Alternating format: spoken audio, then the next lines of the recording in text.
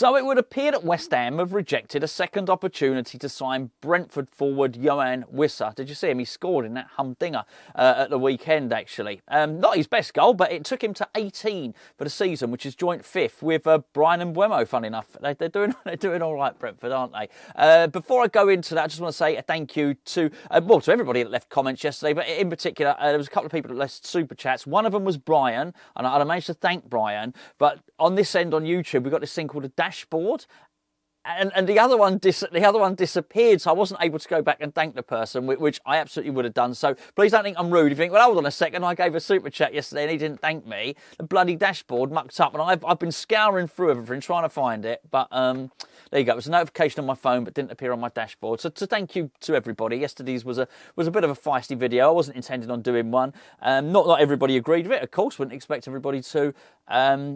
I just said I wasn't particularly impressed with Graham Potter or the board, but you can go watch it if you want, but if you've not seen it, you won't have missed very much at all. Today I want to talk about Wissa, not just Wissa actually, there's a few things, a few little snippets of information that I've heard regarding our transfer strategy for the next window, which basically obviously heavily involves Kyle Macaulay, heavily involves Graham Potter. So the first one is Wissa has been rejected. So he is available from Brentford. He has a year remaining on his contract at Brentford, but they do have a year option.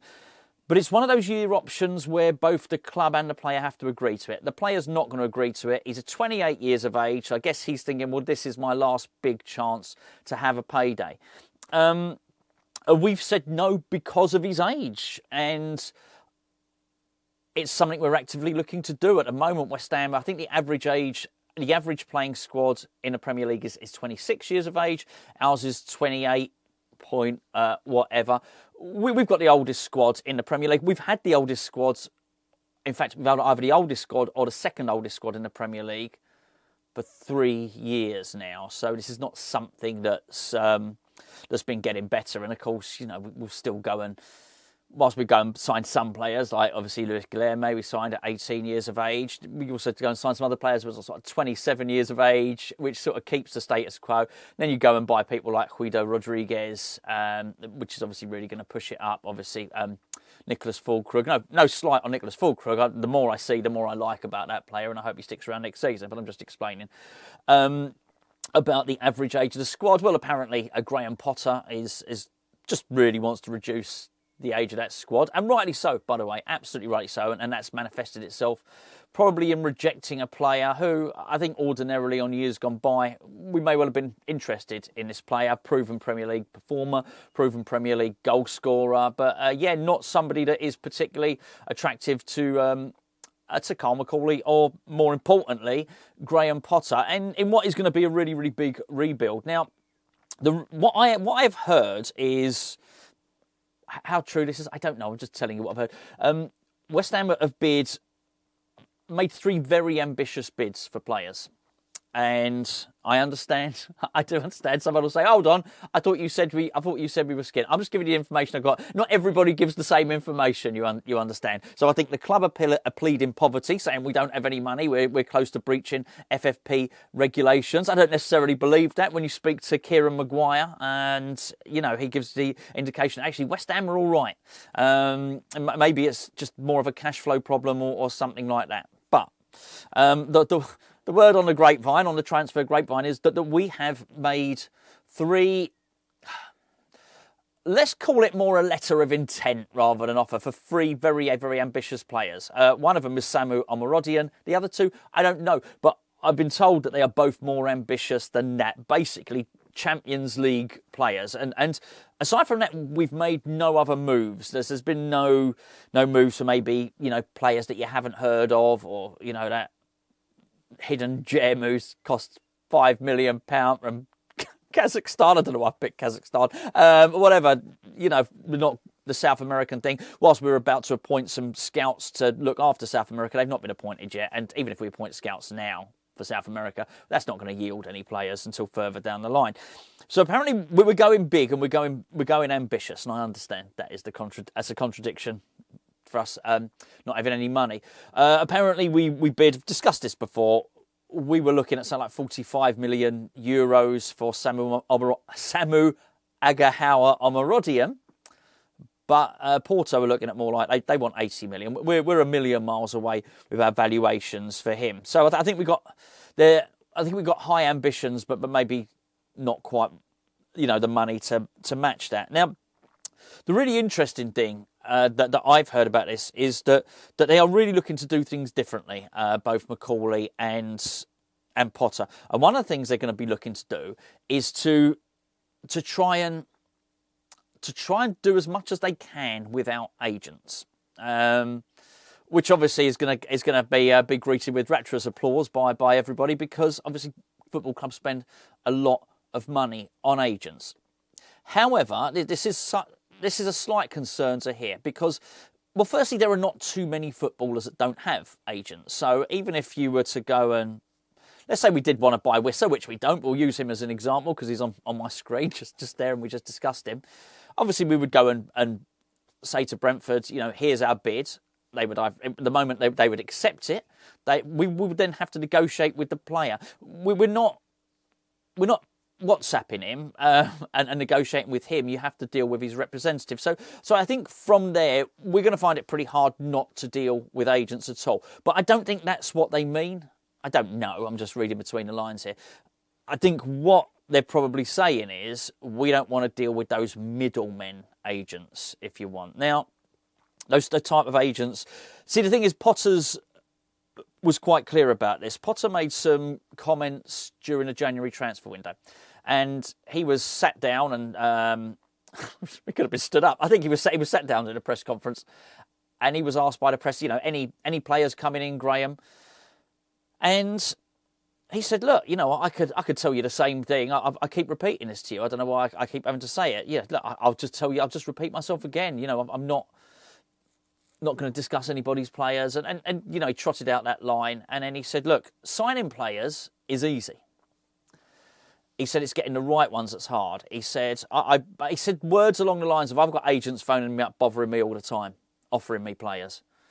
But I don't want to do that. It was words to that effect. So I think in that instance, he probably showed his disdain for maybe the way that the transfer market works. And that is very much how the transfer market works. You have agents, for want of a better word, pimping. Actually, there's no better word. Pimping their clients out, trying to get new clubs. Apparently, they don't want to do that. They're not looking to do that. Now, that's going to make things a little bit more difficult. Ordinarily, it probably wouldn't do because we'd have a director of it, but we don't have one. So we've got Potter and we've got Macaulay who are basically learning this for the first time. And I think it's quite a bold move, actually. It's a bit like... bit like saying, I'm going to buy a house, but I'm not going to use an estate agent. That's going to be quite a tough gig and quite a tough thing for you to do. It also rules out, in particular, particularly last season, the Sullivans. I say the Sullivan family because I understand Will Salthouse is closer to David Jr. Sullivan and Jack Sullivan than he is to David, than he is to the chairman. So apparently they're very close and they're mates. He brought us in Aaron Wan-Bissaka, who as you know, is my favourite player of this season. I absolutely love Aaron Wan-Bissaka. I think he's absolutely brilliant. And that was very much an agent-led transfer. But there was also something else that Salthouse got involved in last season, which was Max Kilman, as I understand it. Now, his company is called Unique Sports Group, and they've got a long list of clients. Some of our current players, Cresswell's a client of Salthouse. Michael Antonio is a client of Salthouse. I think there might be one or two of the younger lads as well. And obviously Aaron Wan-Bissaka, as you know. Now, to get the deal over the line for Max Kilman, apparently, as I understand it, this is information I've been told, so apparently this is the case. Salthouse stepped in and was the broker and got the deal over the line. Now, I think he was very, very well paid for it. I think a 7-figure sum he was paid for getting that Max Kilman deal over the line. And just put aside whether you like it or whether you don't like it. Personally, I think if that is the case, it's a lot of money to be paying to get Max Kilman. Anyway, and that certainly is a case that a lot of money gets hemorrhaged out of football clubs But if that is, put aside whether you think that's good or bad, it starts to become increasingly more evident that to close some deals, you're going to need football agents. The same thing happened with Barry Silkman, who was included only in one deal last year. And that was for Luis Guilherme. Now, Luis Guilherme had been targeted by Tim Stuyton. Tim Stuyton had made 2 or 3 trips out to Brazil and couldn't quite close the deal. So in the end, Silkman went out and he closed the deal, basically. He got the deal over the line at West Ham's request. Can you go and close this deal? Which, as I understand it, is what Salthouse did for Kilman. So I think there's very much a case of, I think it's easy to look at it, particularly with so much money gets hemorrhaged from the games. I think, well, hold on, we're not going to use agents at all.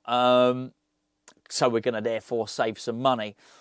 But I don't know. I'd be really interested to see if they can pull this off. I don't think anybody's going to cut their nose off to spite their face, by the way. I think there probably will come a time in the window where if deals are not getting done, where they're probably going to have to be a little bit pragmatic and think, well, hold on a second. Because I think the general...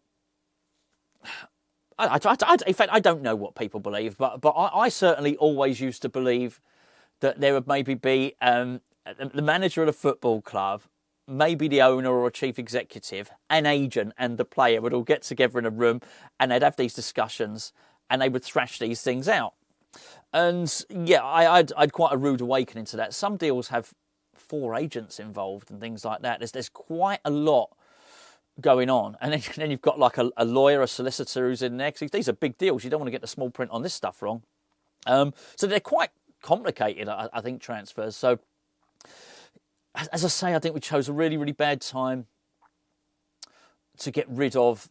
Not to get rid of our director of football. If West Ham had decided we can't continue with Tim Stuyton for whatever reason, okay. But I'm not sure it was the best idea to get rid of the role altogether, to get rid of the whole thing, to throw the baby out the bathwater, which is what, as I understand, West Ham had done. Basically, no, Huselos didn't work out. Even I'm not really sure he was a director of football because he was answerable to Manuel Pellegrini. So that's not really how I would understand the structure to work in an ideal world. So it didn't work with Huselos, it didn't work with Stuyton. Let's get rid of it. Let's not have a director of football. So I think we're a little bit handicapped in our attempts to buy players. But anyway, certainly players are being identified. It's not a big issue. We haven't signed anyone yet, apart from the people that are available on a free transfer from foreign clubs. We can't sign anyone yet. The transfer window isn't open. We could sign a pre-contract agreement with whatever.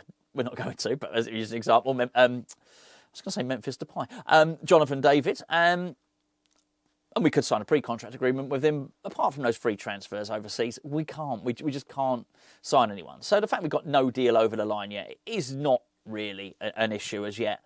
But we're going to have to start this stuff quickly. We're not going to be able to be left floundering here because I do firmly believe that some players are going to be gone quickly. Of course, the players that are out of contract are going to be gone quickly.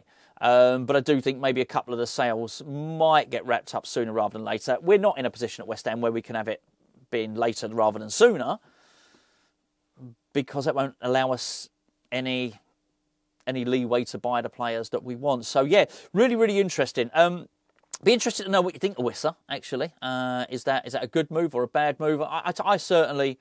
I think he's a really good player, a really, really good player. But and I think we would all agree that West Ham are lacking energy. Not I would accuse Wissa of that. I think a 28-year-old Wissa as an attacker is the problem. I think it's the lack of energy and the lack of legs in midfield that needs to be addressed. But I do understand if that's what the club want to do, if that's what Graham Potter wants to do, is reduce that average age.